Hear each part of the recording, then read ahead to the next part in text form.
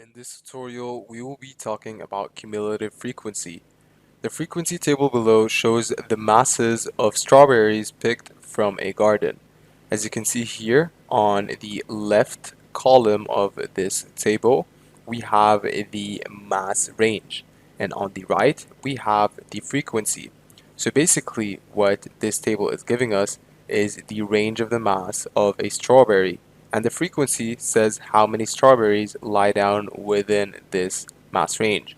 So, if you had a question that said how many strawberries in your garden weighed less than 24 grams, so what are you gonna do?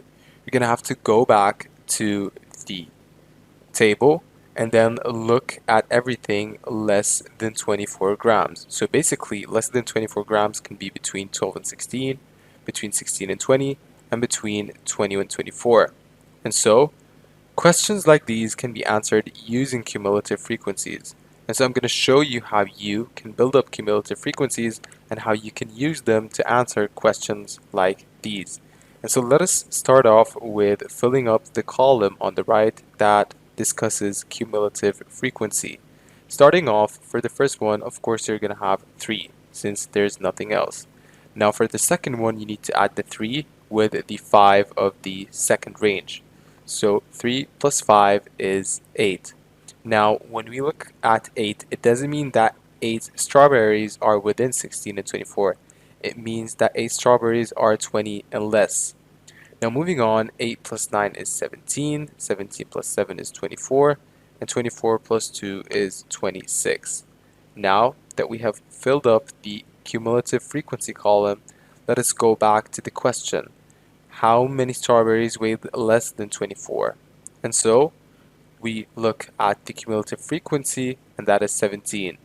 Now you can see quite quickly that 17 strawberries have a mass of less than 24 grams. So this is basically where the idea of cumulative frequency comes in handy. It shows you how you can classify the data based on the question. And so, back to the same example of the strawberries having the cumulative frequency.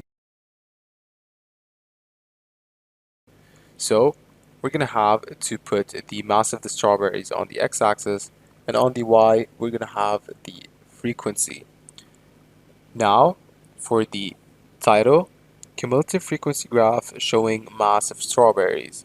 So let us put the scale first for the mass. For the mass units, we have all the way from 12 to 31. So the best thing to do is to use a scale of 4 for 8, 12, 16, and so on up until we reach 34, knowing that the highest mass is 31.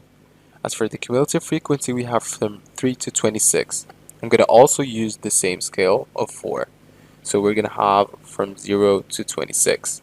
Now for the first one, you had a range from 12 to 16. Always take the upper bound.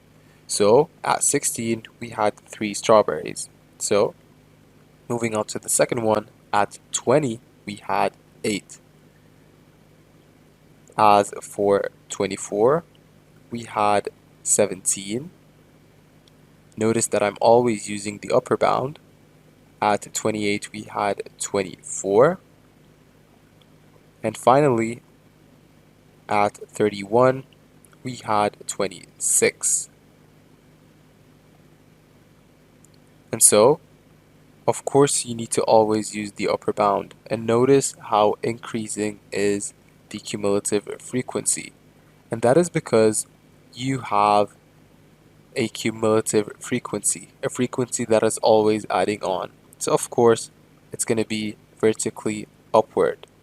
Notice how we have increased as we have added up the frequency.